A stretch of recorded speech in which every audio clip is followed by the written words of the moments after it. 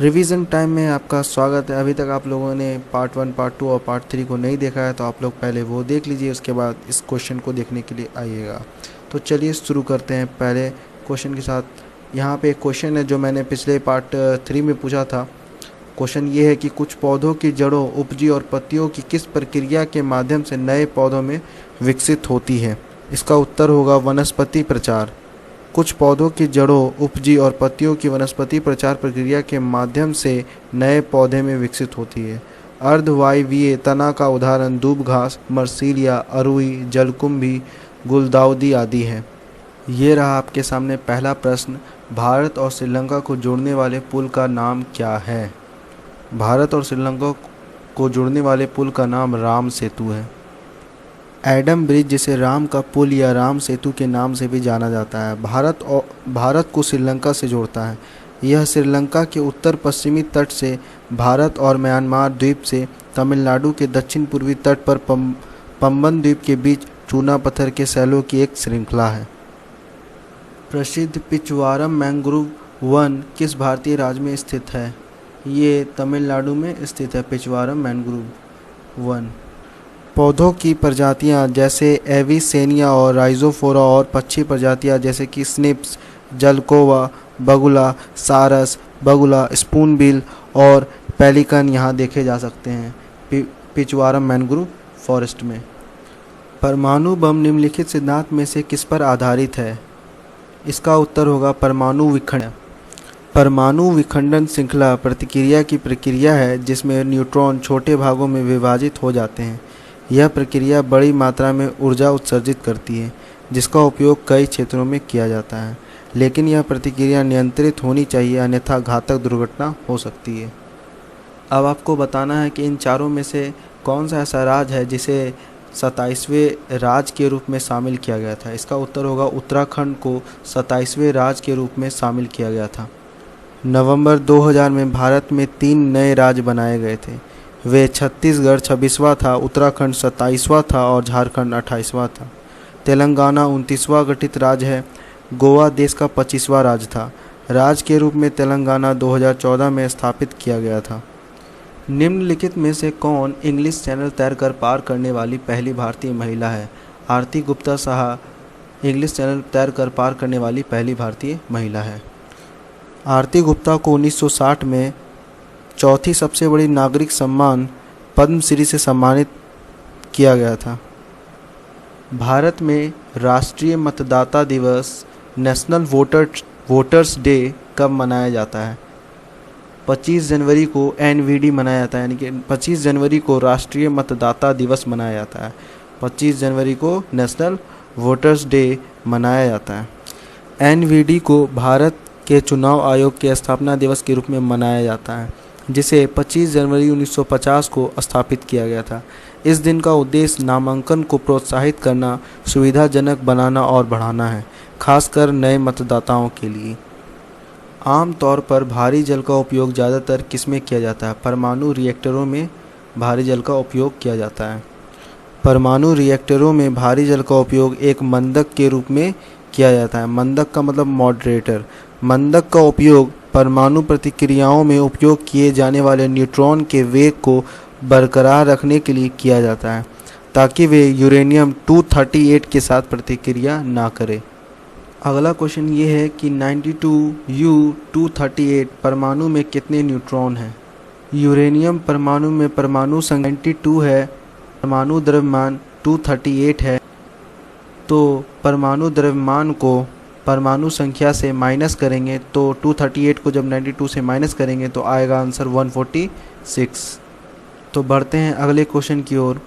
निम्नलिखित में पारिस्थितिकी तंत्र में से किसका जैव ईंधन सबसे उच्च है?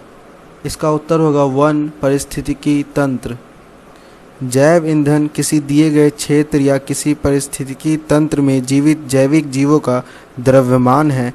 पारिस्थितिकी तंत्र में जैव ईंधन के उत्पादन की दर को जैव ईंधन उत्पादकता कहा जाता है। वन पारिस्थितिकी तंत्र का उच्चतम जैव ईंधन है क्योंकि इसमें अन्य पारिस्थितिकी तंत्र की तुलना में सभी उष्णकटिबंधीय स्तरों के जीव शामिल हैं। एक ईंधन का अधूरा दहन जहरीली कौन सी गैस से उत्पन्न करता है?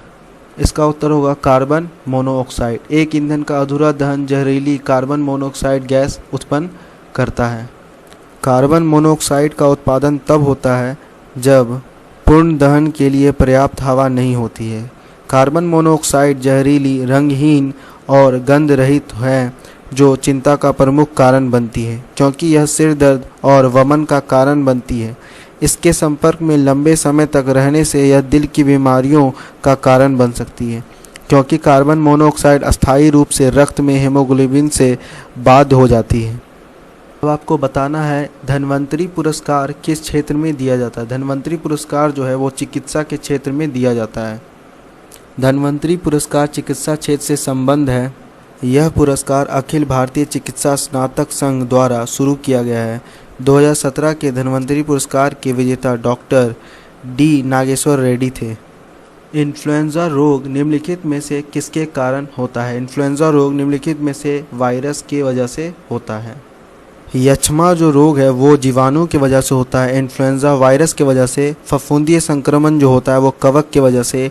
मलेरिया जो है वो प्रोटोजोआ की वजह से होता है। इसे आप ट्रिक में भी याद कर सकते हो, वायरस इन्फ्लुएंस मेनी डिजीजेज। निम्नलिखित में से किसको वायुमंडल में द्वितीयक प्रदूषक के रूप में जाना जाता है? इसका उत्तर होगा ओजोन। एक प्राथमिक प्रदूषक एक ऐसी चीज़ है जो किसी भी स्रोत से सीधे उत्सर्जित होती है, जबकि एक द्वितीयक प्रदूषक तब बनता है जब प्राथमिक प्रदूषक वायुमंडल में प्रतिक्रिया करते हैं। ओजोन द्वितीयक प्रदूषक का एक उदाहरण है क्योंकि यह तब बनता है जब हाइड्रोकार्बन और नाइट्रोजन ऑक्साइड सूरज की रोशनी की उपस्थिति में संयोजित होते हैं। कार्बन मोनोऑक्साइड एक प्राथमिक प्रदूषक है। मांग के नियम के अनुसार यदि कीमत बढ़ती है तो मांग क्या होती है? कम होती है। मांग कम हो जाती है। मांग के नियम के अनुसार यदि कीमत बढ़ती है तो मांग की मात्रा कम हो जाएगी। ठीक है। अगर अभी तक आप लोगों ने इस चैनल को सब्सक्राइब नहीं किया है तो सब्सक्राइब कर ले, क्योंकि मैं इसी तरह के 25 क्वेश्चन लाता रहूँगा और मैं इस 25 क्वेश्चन के PDF के लिंक नीचे दे दूँगा डिस्क्रिप्शन बॉक्स में। आप वहाँ पर से डाउनलोड कर सकते हो और क्वेश्चन के प्रैक्टिस भी कर सकते हो। चलिए बढ़ते हैं नेक्स्ट क्वेश्चन की ओर। ग्रामीण भारत में कौन सी बेरोजगारी बहुतायत में पाई जाती है? ग्रामीण भारत में मौसमी और प्रच्छन्न बेरोजगारी दोनों बहुतायत में पाई जाती है। बात अगर मौसमी बेरोजगारी की जाए तो यह उस रोजगार को संदर्भित करता है जो केवल व्यस्तम अवधि में होता है। कृषि आधारित उद्योग और पर्यटन उद्योग बेरोजगारी के इस रूप के उदाहरण हैं। और प्रच्छन्न बेरोजगारी की बात की जाए, यह उन व्यक्तियों को संदर्भित करता है जो उन नौकरियों में काम कर रहे हैं जहां उनके कौशल का पर्याप्त उपयोग नहीं किया जाता है। चलिए बढ़ते हैं नेक्स्ट क्वेश्चन की ओर। मेगास्थनीज चंद्रगुप्त मौर्य के दरबार में किसका राजदूत था? मेगास्थनीज चंद्रगुप्त मौर्य के दरबार में यूनानी का राजदूत था। हालांकि सटीक तारीख निश्चित नहीं है। यह माना जाता है कि वह 302 और 298 ईसा पूर्व के बीच मौर्य दरबार में आया था। अन्य यूनानी दूत जो इसके बाद आए थे बिंदुसार के लिए डिमचस और अशोक के लिए डायनोसियस। ठीक है, ये दोनों बात भी आपको याद रखना होगा। अब आपको बताना है डाक टिकट का आविष्कार किसने किया था? डाक टिकट का आविष्कार रॉलैंड हिल ने किया था। रॉलैंड हिल ने किया था। डाक टिकट कागज़ का एक छोटा सा टुकड़ा होता है। इसे खरीद कर अपने पत्र में लगाने का अर्थ है कि आपने पोस्ट के लिए भुगतान किया है। रॉलैंड हिल ने इसका आविष्कार किया था। United kingdom of great Britain और आयरलैंड में 1 मई 1840 को डाक टिकटों में पहली बार जारी किया गया था। रूथ मारियाना हैंडलर को बारबी डॉल का आविष्कार करने के लिए याद किया जाता है। जॉन हैरिंगटन को फ्लश टॉयलेट के आविष्कार के रूप में जाना जाता है और फेलिक्स हॉफमैन को एक जर्मन रसायनज्ञ था जो डायन मॉर्फिन को फिर से संश्लेषित करने के लिए उल्लेखनीय थे। अब बढ़ते हैं नेक्स्ट क्वेश्चन की ओर।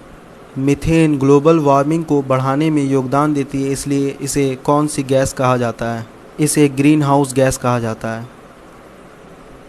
वायुमंडल में उपस्थित एक गैस जो थर्मल इंफ्रारेड रेंज के भीतर चमकदार ऊर्जा को अवशोषित और उत्सर्जित करती है। ग्रीन हाउस प्रभाव का मौलिक कारण उदाहरण के लिए जल वाष्प, carbon dioxide, methane, nitrous oxide और ओजोन है। इनमें से सेविंग ग्लास के रूप में उपयोग करने के लिए क्या उपयुक्त है? अवतल दर्पण होगा इसका उत्तर।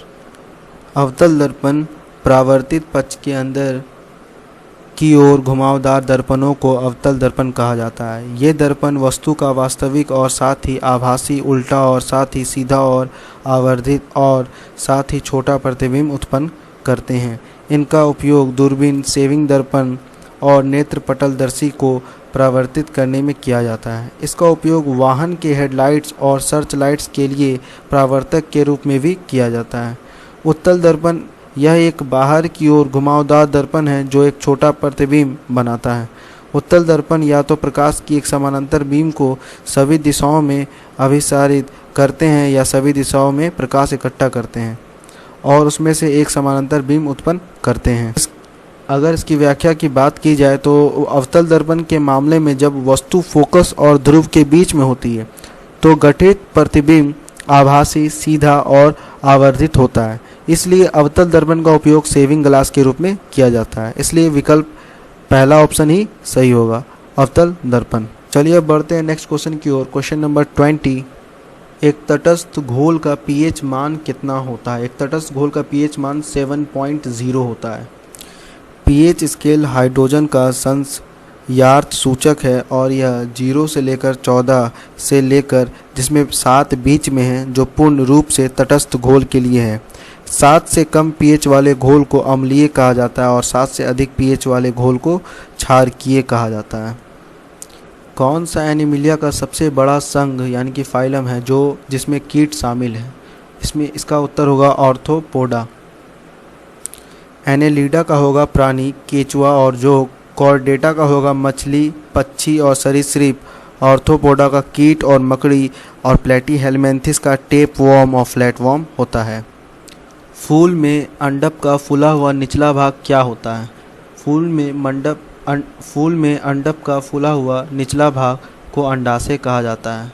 नेत्र के किस भाग को बाहरी सफ़ेद परत के रूप में जाना जाता है? इसका उत्तर होगा श्वेत पटल। श्वेत पटल को बाहरी सफ़ेद परत के रूप में जाना जाता है और यह कॉर्निया को घेरे रहती है। यह नेत्र गोलक के क्षेत्र की सतह का 80% हिस्सा बनाता है जो कॉर्निया से ऑप्टिक तंत्रिका तक फैलता है। यह एक नेत्र गोलक के आकार को बनाए रखता है और आँखों की गति को नियंत्रित करने वाले नेत्रतर मांसपेशी के लिए एक मजबूत संयोजन प्रदान करता है। कॉर्निया एक पारदर्शी परत होती है जो आँख के सामने का भाग बनाती है। विट्रियस ह्यूमर एक पारदर्शी जिलेटिनस उत्तक है जो लेंस के पीछे नेत्र गोलक को भरता है। किलोवाट घंटा किसकी एसआई इकाई है? तो किलोवाट घंटा जो है ऊर्जा की एसआई इकाई है। इसे kWh के रूप में दर्शाया गया है। यह 1 किलोवाट शक्ति के बराबर है जिसे 1 घंटे तक बनाए रखा जाता है। 1 वाट भी 1 जूल पर सेकंड के बराबर है। लास्ट क्वेश्चन नंबर 25, आधुनिक आवर्त सारणी में कितने समूह और आवर्त हैं? आधुनिक आवर्त सारणी में टोटल 18 समूह और 7 आवर्त है। आवर्त सारणी रासायनिक तत्वों की सारणीबद्ध व्यवस्था है। आधुनिक आवर्त सारणी में 18 समूह और 7 आवर्त होते हैं। ये क्वेश्चन को आप लोगों को कमेंट बॉक्स में बताना है। लॉन्ग वॉक टू फ्रीडम किस प्रसिद्ध व्यक्ति की आत्मकथा है? Abraham Lincoln, Nelson Mandela, Martin Luther king या BR अम्बेडकर। इन चारों में से क्या उत्तर होगा आप लोगों को कमेंट बॉक्स में बताना है। इन सब में से कौन सा सही है? प्रैक्टिस करने के लिए 25 क्वेश्चंस के PDF लिंक मैं नीचे डिस्क्रिप्शन बॉक्स में दे दूंगा। वहां पर से आप लोग डाउनलोड करके प्रैक्टिस करके देखिए कितना स्कोर आप लोग कर पा रहे हो। तब तक के लिए इस चैनल को सब्सक्राइब करिए ताकि अगले पार्ट में आपसे मुलाकात फिर से हो सके। तो फिर मिलते हैं नेक्स्ट पार्ट में। तब तक के लिए जय हिंद, जय भारत।